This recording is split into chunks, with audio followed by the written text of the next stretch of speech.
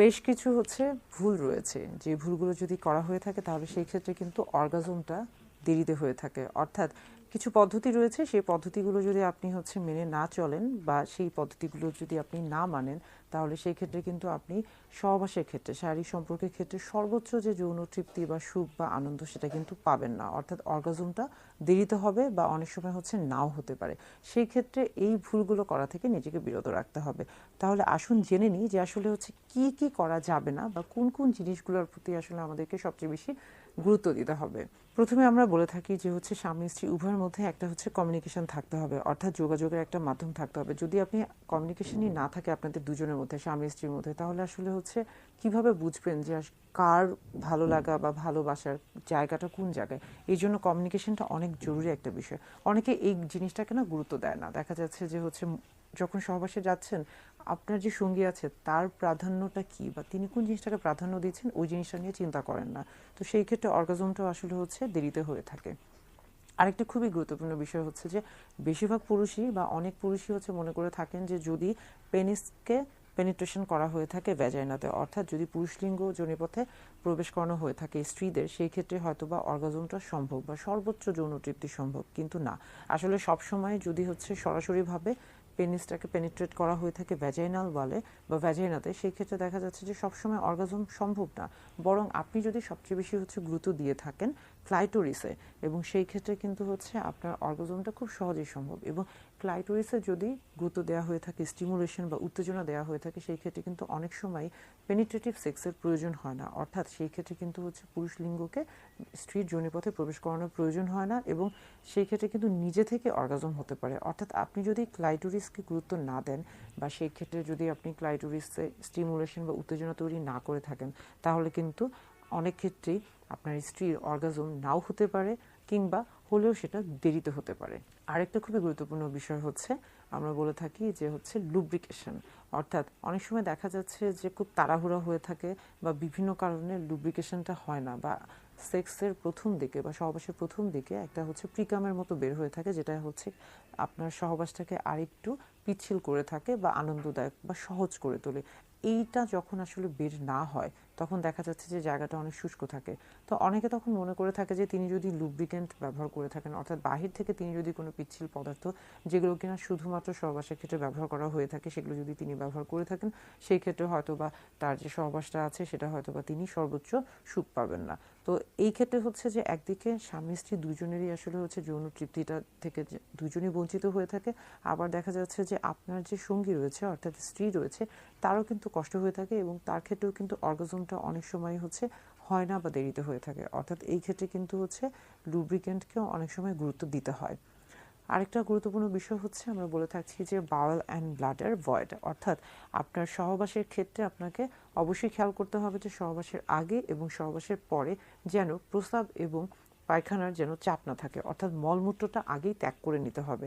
যদি মনে করে থাকেন যে কিছুক্ষণের মধ্যেই হয়তোবা মলমূত্রের একটা চাপ আসতে পারে, সেই ক্ষেত্রে অবশ্যই আগে সেটাকে পরিষ্কার করে আসতে হবে, খালি করে আসতে হবে, তারপরে সহবাসে লিপ্ত হতে হবে। কেননা পেলভিক যে ক্যাভিটি রয়েছে, আমরা বলে থাকি যে শ্রোণীচক্রে যে পেলভিক অর্গান বা এই যে আমাদের যৌনাঙ্গর যে অঙ্গ প্রত্যঙ্গগুলো রয়েছে, এগুলো কিন্তু খুবই পাতলা একটা স্তরে স্তরে সাজানো থাকে, বিন্যাস করা থাকে, এবং যখন একটা জিনিসের চাপ পড়ে তখন কিন্তু প্রত্যেকটা জিনিসে চাপ পড়ছে। এবং আপনি যদি মলমূত্র ত্যাগ না করেই, অর্থাৎ আপনি যদি চাপ নিয়েই সহবাসে লিপ্ত হয়ে থাকেন, সেই ক্ষেত্রে কিন্তু একটা পর্যায়ে আপনার এই যে প্রস্রাব বা পায়খানার যে থলেগুলো রয়েছে, সেখানে কিন্তু একটা বিরূপ প্রতিক্রিয়া তৈরি হতে পারে, এবং অনেক সময় কিন্তু বিভিন্ন ধরনের সমস্যা রোগেরও সৃষ্টি হতে পারে। অর্থাৎ এই ক্ষেত্রে অবশ্যই সহবাসের আগে এবং পরে আপনার মলমূত্র ত্যাগ করতে হবে, এবং সেটাকে অবশ্যই পরিষ্কার পরিচ্ছন্ন রাখতে হবে।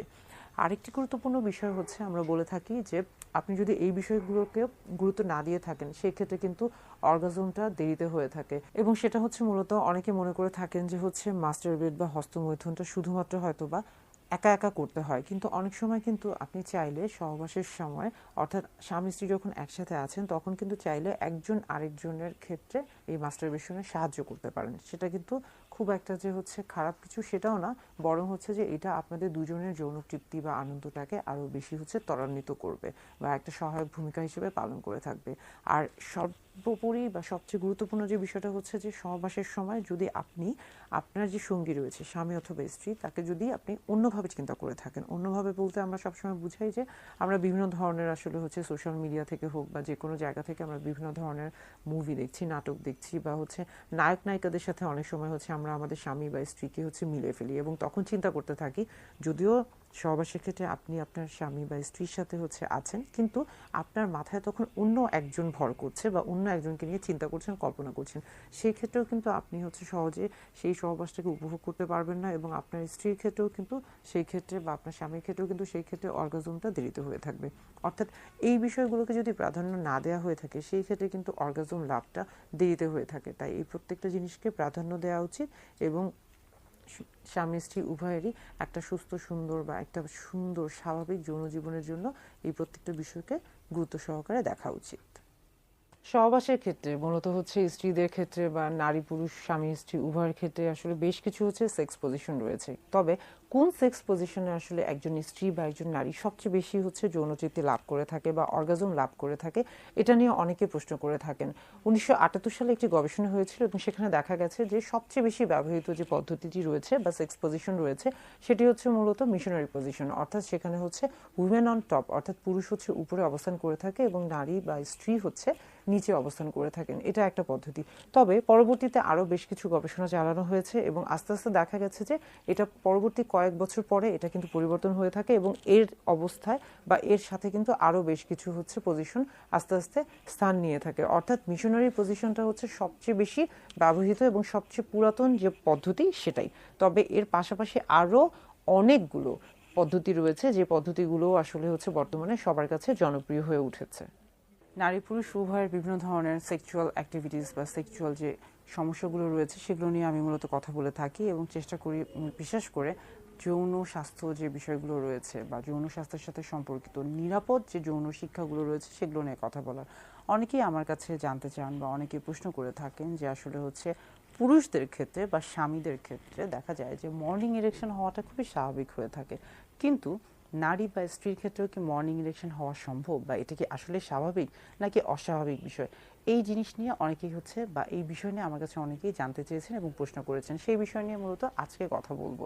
আমরা জানি যে পুরুষদের ক্ষেত্রে মর্নিং ইরেকশন খুবই স্বাভাবিক একটি বিষয় এবং অনেক ক্ষেত্রে কিন্তু পুরুষদের ক্ষেত্রে মর্নিং ইরেকশন হওয়াটা স্বাভাবিক এবং স্বাস্থ্যসম্মত। বরং যদি মর্নিং ইরেকশন পুরুষদের ক্ষেত্রে অনেক সময় না হয়ে থাকে তখনই কিন্তু এটা একটা দুশ্চিন্তার বিষয়। তেমনি একইভাবে যেমনি হচ্ছে যেমন দেখা যাচ্ছে যে পুরুষদের ক্ষেত্রে মর্নিং ইরেকশন অনেক ক্ষেত্রে স্বাভাবিক, তেমনি স্ত্রীদের ক্ষেত্রেও বা নারীদের ক্ষেত্রেও মর্নিং ইরেকশন খুবই স্বাভাবিক।